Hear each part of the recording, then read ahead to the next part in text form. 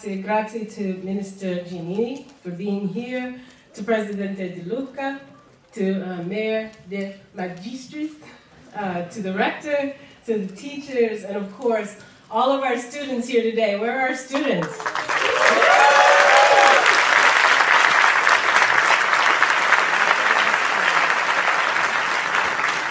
You're half excited. I'm so excited to be here today. It's the opening of our first ever iOS Developer Center here in Europe.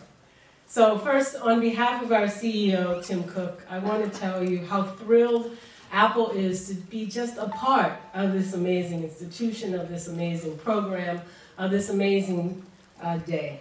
It's a partnership and a really special one. I also want to thank Prime Minister Renzi, who was with Tim when he announced the center earlier this year and Apple's investment and partnership. And the Prime Minister was so determined to bring the Academy to Italy, to have this be the first iOS Developer Academy in Europe.